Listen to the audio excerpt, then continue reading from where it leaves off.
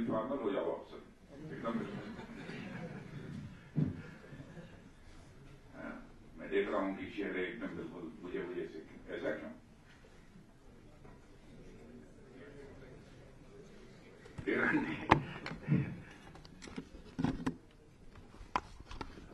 वैसे आप सबके साथ मेरा 2 सितंबर को हैदराबाद में नेशनल पुलिस एकेडमी में मिलना हुआ था,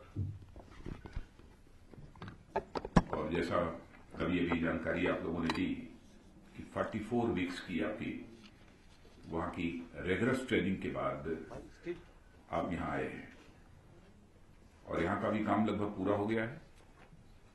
आर्मी के साथ शायद 7 डेज का होगा अटैचमेंट आप लोगों का ट्रेनिंग के लिए, और शायद सीएपीएफ के साथ भी 7 डेज का ये अटैचमेंट होगा। बहुत कुछ सीखा होगा। मैं बैठे बैठे इसलिए बोल रहा हूं कि कुछ मुझे आपसे भी पूछना था। दोनों आईपीएस प्रोबेशनर्स ने जब अपनी स्पीच दे रहे थे तो उन्होंने कहा कि हम कुंभ मेला भी गए और तमिलनाडु का इलेक्शन था उसमें भी गए, और वहां बहुत कुछ सीखा है। मैं यह जानना चाहता हूं कि कुंभ मेले में और तमिलनाडु इलेक्शन में क्या कुछ ऐसा नजर आया कि किसी भी आईपीएस ऑफिसर के लिए वो चैलेंजिंग हो? क्या सीखा है, क्या देखा है? कोई बतला सकता है इसमें?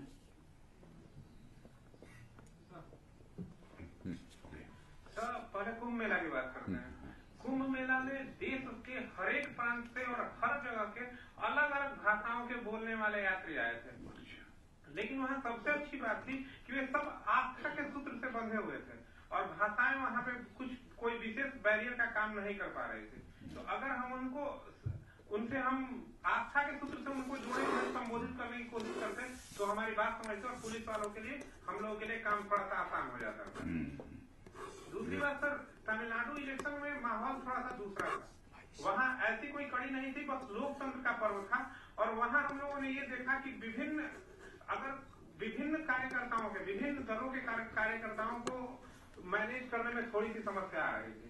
मैं एक ऐसे कॉन्स्टिट्यूएंसी में था जो हम लोग को अलग अलग विधानसभा क्षेत्रों में भेजा गया था।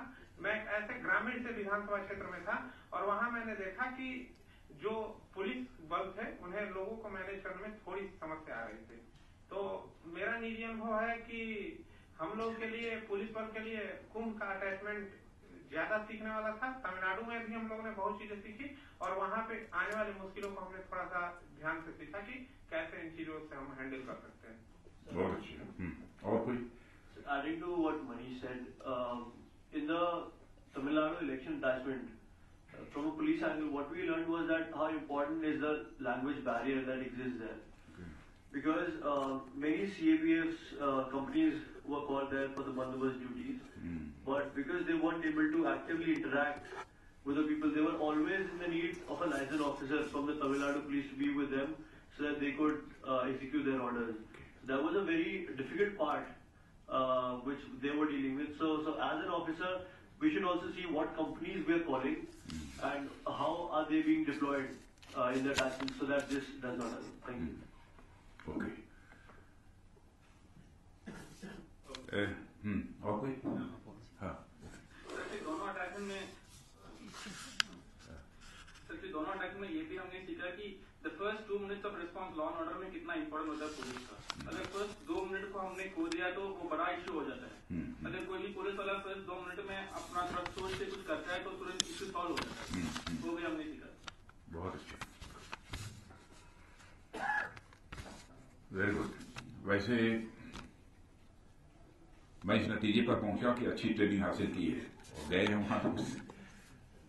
पहली बात जो इन्होंने बताई कि कुंभ मेले में हमने ये देखा, फेथ, देश के कई राज्यों से और विभिन्न प्रकार की भाषा बोलने वाले लोग वहां पर मौजूद थे, और जो कोई एक चीज थी जो सारे लोगों को जोड़ने का काम करती थी, वो फेथ, आस्था। भारत का जहां तक प्रश्न है, आप सभी जानते हैं, यहां पर बहुत सारी जातियां हैं, बहुत सारे सेक्ट्स हैं, रिलीजन्स हैं, ये सब है यहां पर। उनके बीच आपको काम करना होगा। तो एक तरफ तो आपको यह सावधानी बरतने की आवश्यकता है कि डेमोक्रेटिक वैल्यूज के प्रति सभी का कमिटमेंट बना रहे, नंबर 1। नंबर 2, चाहे कोई किसी धर्म का मानने वाला क्यों न हो, चाहे वो किसी जाति का क्यों न हो, चाहे किसी पंथ का क्यों न हो, किसी सेक्ट का क्यों न हो, सबके फेथ को सम्मान देना, सबके फेथ के प्रति एक सम्मान का भाव व्यक्त करना, किसी के फेथ को, किसी के विश्वास को, किसी के आस्था को हर्ट नहीं करना। हर्ट न होने पाए, केवल आप ही हर्ट करेंगे ऐसा नहीं है, मैंने दूसरा व्यक्ति भी किसी दूसरे के फेथ को हर्ट न करने पाए, इसकी चिंता करना मैं समझता हूं कि एक पुलिस अफसर होने के नाते ये आपकी रिस्पॉन्सिबिलिटी होती है। ये अच्छी बात कही। जहां तक इलेक्शन का प्रश्न है, तो इलेक्शन में बस ठीक तरीके से लोग क्यू में खड़े रहें, रिगिंग न होने पाए, यह सब सारे प्रिकॉशंस लेने पड़ते हैं। ये सब आप लोगों ने देखा होगा, तो उसमें कोई खास बात नहीं है।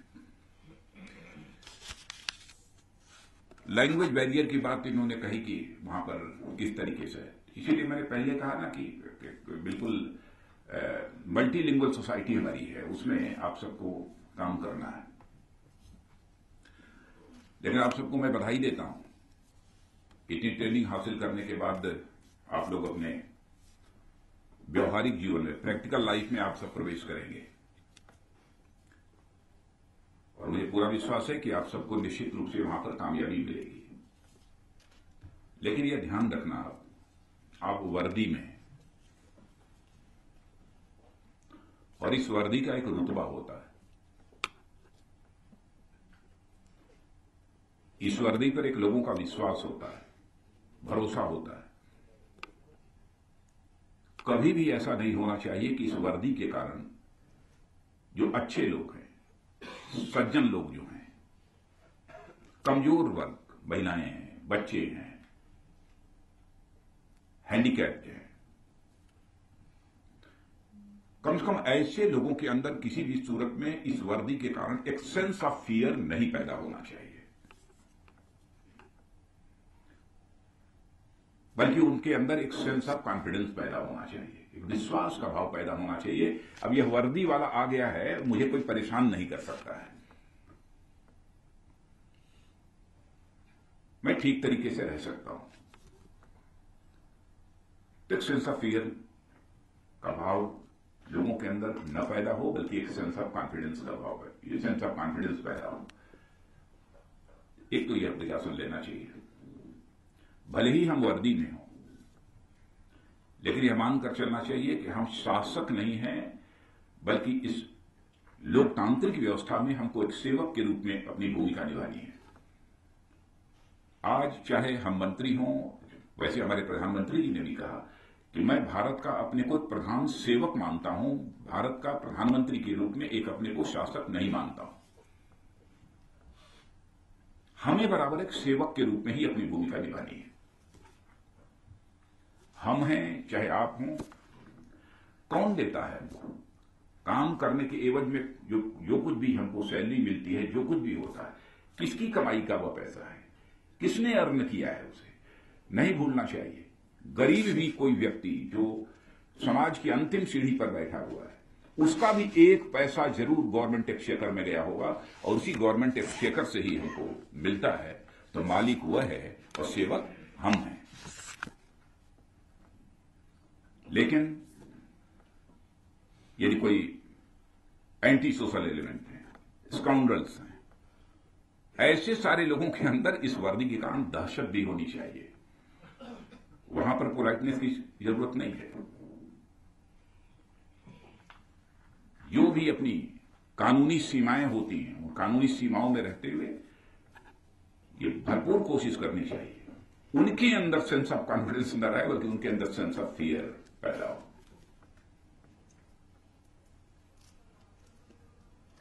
और यह भी मैं कहूंगा, रेपुटेशन और क्रेडिबिलिटी केवल पुलिस ऑफिसर्स के लिए ही नहीं, रेपुटेशन और क्रेडिबिलिटी किसी के लिए भी जीवन में सबसे बड़ी उसकी पूंजी है, सबसे बड़ी पूंजी है।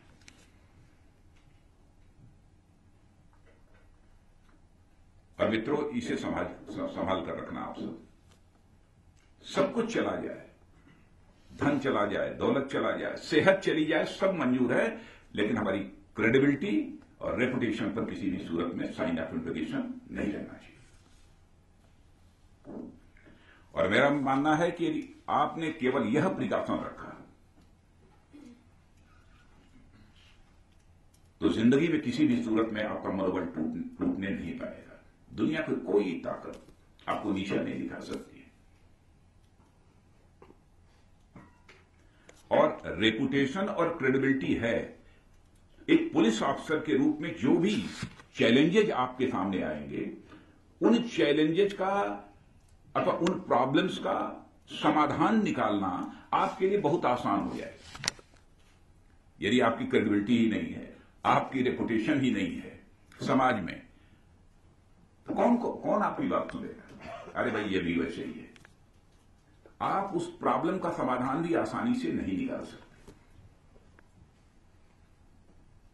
और यह भी हमको ध्यान रखना चाहिए। आप एक जिले में पुलिस अफसर हैं, मान लीजिए आपकी रेपुटेशन खराब हो गई और आप ये सोचें, लेकिन मैं दूसरे जिले में जा रहा हूं, वहां अपनी रेपुटेशन ठीक करूंगा। नहीं होता। दूसरे जिले में जाने के पहले, आपके जाने के पहले आपकी जो रेपुटेशन होती है, आपकी जो ख्याति होती है, वो पहुंच जाती है वहां। ये फला पुलिस अफसर आ रहा है, ये पुलिस अफसर ऐसा है, गंदा है, ठीक काम नहीं करता है, इसका व्यवहार ठीक नहीं है। आपके जाने के पहले ये चर्चा वहां शुरू हो जाती है।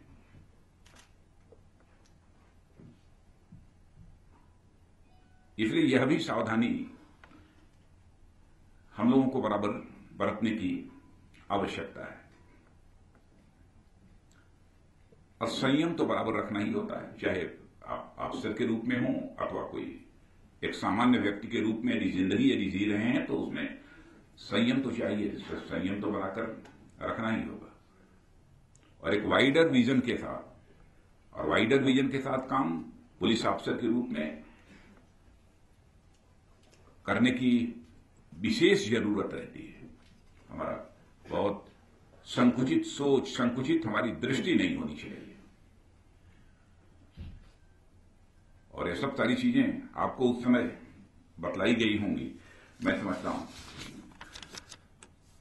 और डिसीजन लेते समय यह बराबर हमको ध्यान रखना चाहिए कि हमारा डिसीजन जो है पर्सन सेंट्रिक न हो, यह बराबर सिस्टम सेंट्रिक होना चाहिए। सिस्टम सेंट्रिक जो भी आपका डिसीजन होगा, मैं समझता हूं कि कोई भी उस पर साइन ऑफ इंटरोगेशन नहीं लगा सकता। इस डेमोक्रेटिक सेटअप में आपको काम करना है। डेमोक्रेटिक सेटअप में यदि काम करना है तो स्वाभाविक है, जहां जाएंगे इलेक्टेड लोगों की गवर्नमेंट होगी, तरह तरह की पॉलिटिकल पार्टीज हैं, उनकी गवर्नमेंट होगी, इनके साथ आपको काम करना है। एक चीज चूंकि मैं चीफ मिनिस्टर के रूप में भी काम कर चुका हूं, मिनिस्टर के रूप में भी मैंने काम किया है। अब यहां बैठे हैं, ये हमारे ज्वाइंट सेक्रेटरी यहां बैठे हैं, आपके एनपीए की आपकी डायरेक्टर यहां बैठे हैं। मैं बराबर अपने अफसर्स को भी कहता हूं, यदि हम कोई चीज कहते हैं, यदि कुछ लगे कि लीगल फ्रेमवर्क में यह ठीक नहीं बैठता है, यह करना उचित नहीं होगा, तो आपका अफसर हो, चाहे आपका मंत्री हो, चाहे आपका मुख्यमंत्री हो, पॉइंट आउट जरूर करना चाहिए, निर्भीक होकर पॉइंट आउट करना चाहिए। अब आपने सोचा कि साहब मंत्री जी हैं, कहीं कुछ गड़बड़ कर देंगे, कहीं हमारे सीआर में गड़बड़ कर दें, हमारे सेक्रेटरी हैं, ये कुछ गड़बड़ न कर दें, डरेंगे तो काम नहीं चलेगा। खुलकर अपनी बात रखिए, बहुत विनम्रतापूर्वक, शालीनतापूर्वक बताना चाहिए, इसके साथ ये प्रॉब्लम्स हैं, ये चैलेंजेस हैं। आप टीम लीडर के रूप में आपको काम करना है। क्वालिटी ऑफ लीडरशिप मैं समझता हूं कि ये भी ट्रेनिंग के दौरान ये रहा होगा कोई सब्जेक्ट, क्वालिटी ऑफ लीडरशिप, कैसे हम टीम को लीड कर सकते हैं। तो यदि लीडरशिप की क्वालिटी का जहां तक सवाल है, आपके ऊपर जो भी जिम्मेदारी है, पावर्स को डेलीगेट करने की, अपने सबऑर्डिनेट्स को डेलीगेट करने की भी यह कला होती है। हम उसको एहसास कराएं कि हमारे कप्तान साहब हैं, हमारे एसपी साहब हैं, सारा पावर इन्हीं तक सेंट्रिक नहीं है। मैं भी यदि हूं, सब इंस्पेक्टर हूं, एएसपी हूं, डिप्टी एसपी हूं, तो हमारे पास भी कप्तान साहब ने जो है अथॉरिटी दे रखी है, जो मैं कर दूंगा उस पर उनकी मुहर रहेगी। पावर डेलीगेट करना, ठीक है, पावर डेलीगेट करने के साथ ये भी आवश्यक होता है कि समय समय पर उसकी मॉनिटरिंग भी हम करते रहें। जहां पर कोई कमी हो हम उसे आवश्यक निर्देश दे सकते हैं, कह सकते हैं कि नहीं ठीक है, तुमने इस पावर को इस तरीके से इसको यूटिलाइज करना चाहिए था, वैसे नहीं किया, इस तरीके से करते तो ज्यादा बेहतर होता, इसका इंपैक्ट जो यह हुआ है, ऐसे न करते तो वह इंपैक्ट होता, इस तरीके की बात है मॉनिटरिंग के दौरान। तो सबऑर्डिनेट को साथ लेकर चलना, रेस्पॉन्सिबिलिटी डेलीगेट करना, यह भी होना चाहिए। मान लीजिए कोई मेजर ऑपरेशन कहीं पर हुआ, अथवा कोई बड़ा काम फोर्स ने भी कर लिया, तो मैंने स्वयं बड़ा अनुभव है, कभी कभी मैं देखता हूं जो बड़े अफसर्स होते हैं सारी क्रेडिट लेना चाहते हैं, यदि मैं न होता तो यह ऑपरेशन सक्सेसफुल होता ही नहीं। गलत है, नहीं होना चाहिए। यदि आप ऐसा सोचते हैं और किसी भी सक्सेस की सारी क्रेडिट आप स्वयं लेना चाहते हैं, इसका मतलब आप लीडर नहीं है। आप अपने सबऑर्डिनेट्स को कहिए तुम्हारा ये रोल न रहा होता, तुम्हारा ये रोल न रहा होता, तुम्हारा ये रोल न रहा होता, तो ये सक्सेस हम लोगों को हासिल नहीं हो सकती। क्रेडिट भी अपने सबऑर्डिनेट को देते रहना चाहिए बराबर अच्छे कामों के। यह भी लोगों से काम लेने की एक कला है। मैं अपने ही पीठ थपथपाते रह जाएंगे तो नहीं चलेगा। लंबे समय तक आप एक विश्वास में लेकर अपने काम के द्वारा जो आउटपुट समाज को देना चाहते हैं आप वो नहीं दे पाएंगे। और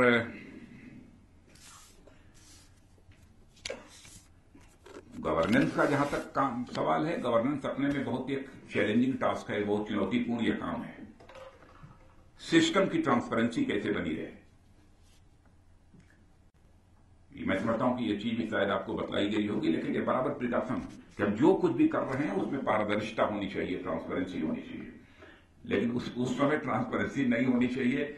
यदि आप कहीं पर कोई किसी बदमाश के खिलाफ जब उनकी गिरफ्तारी के लिए जा रहे हैं तो उस समय ट्रांसपेरेंसी बरतेंगे तो कुछ नहीं होगा। किसी मेजर ऑपरेशन के लिए जा रहे हैं तो उस समय ट्रांसपेरेंसी नहीं चलेगी। लेकिन जो भी आप करें, मान लीजिए बाद में कभी कभी मैंने देखा है कि कोर्ट में लोग चले जाते हैं, कोर्ट से यदि आदेश हो गया, पीआईएल फाइल कर दिया कि नहीं इसमें जुडिशियल इंक्वायरी होनी चाहिए, कमीशन का चेयरमैन सिटिंग जज होगा, तो उसमें हमने ऑपरेशन के दौरान क्या क्या रहा है सब सारी चीजें दिमाग में रहनी चाहिए। ऐसा ना हो कि कुछ अनइथिकल अथवा इलीगल कोई ऐसा स्टेप हमारा ना हो। यह प्रिकॉशन बराबर लेना चाहिए। लेकिन मैं जानता हूं उसमें बचाने की जो आपके मंत्री और मुख्यमंत्री होते हैं जितना हो सकता है, और आपके अफसर्स जो होते हैं सीनियर अफसर्स वो तो उसमें करते हैं, लेकिन इससे बचने की जरूरत है। जनता के साथ भी एक्सेसिबिलिटी का जहां तक सवाल है, लोगों से मिलने में संकोच मत करिए। कभी कभी मैंने देखा है कि मिलना जुलना जब लोग बचते हैं कि ज्यादा यदि मैं जनता के साथ मिलूंगा और मिक्सअप यदि हुआ तो हमारा रुतबा नहीं रह जाएगा। ऐसा नहीं होता। जिसे जनता का समर्थन प्राप्त है, जिसे जनता का सम्मान हासिल है, वही अच्छा पुलिस अफसर है। आज मैं गृह मंत्री हूं, मैं जानता हूं बहुत व्यस्तता रहती है, मेंटली ऑक्युपाइड रहते हैं, सब कुछ रहता है, लेकिन मैं जब घर से निकलता हूं 15 मिनट में ही, 10 मिनट 15 मिनट में 25, 50, 100, 150, 200 लोग मिलते हुए, उनकी पीठ थपथपाते हुए, उनकी एप्लीकेशन लेते हुए, तब मैं ऑफिस जाता हूं। आप कहेंगे कि साहब आप पॉलिटिक्स में इसलिए आप काम करते हैं, हम आपसे जरूर नहीं कर, आप भी कर सकते हैं। समय तय करिए कि हम अपने बंगले पर इतने समय, आधे घंटे के लिए, 45 मिनट के लिए, किसी की कोई शिकवा शिकायत है, हम मिलेंगे उनसे। आप तय कर दीजिए कि आप किसी सब डिवीजन में जा रहे हैं, सब डिविजनल हेडक्वार्टर्स पर। कभी आपने कह दिया, मैसेज दे दिया कि हम ब्लॉक हेडक्वार्टर पर, पंचायत हेडक्वार्टर पर हम आधे घंटे के लिए वहां के लोगों से मिलना चाहेंगे। मिलिए, उनके साथ बातचीत करिए, देखिए कैसी आपकी शोहरत, कैसी आपकी ख्याति सारे जिले में होती है। तो ये भी करने की जरूरत है।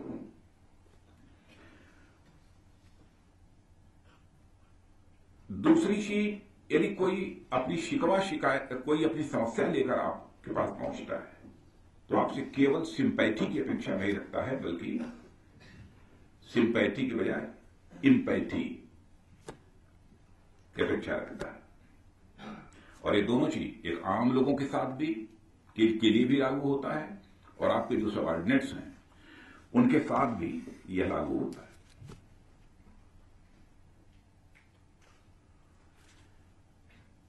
अंतिम 1-2 बातें।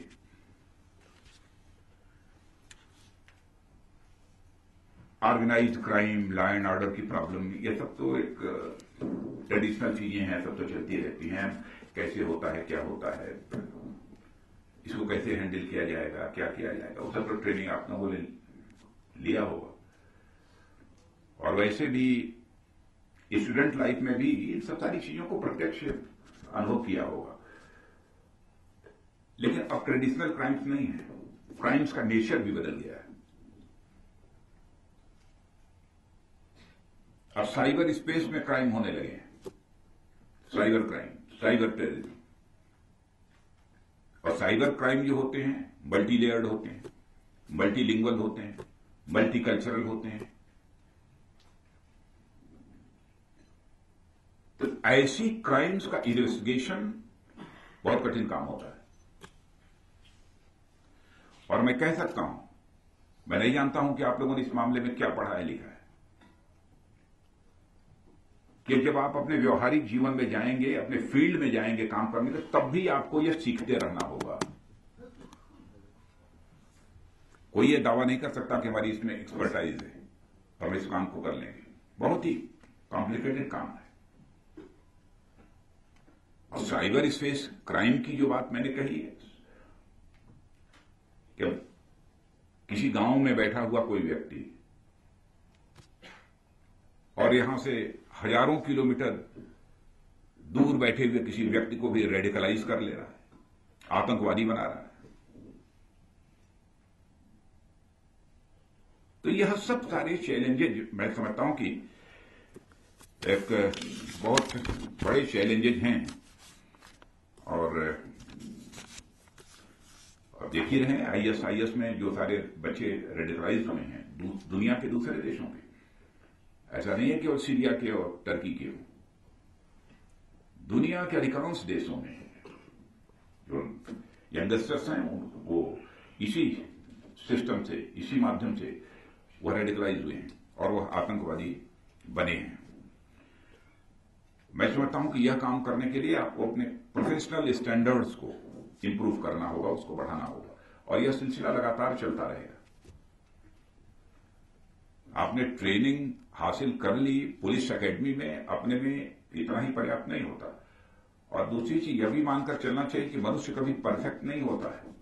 ये कभी मत समझना कि हमने बहुत कुछ सीख लिया है, बहुत देख लिया है, बड़ा अनुभव हो गया है।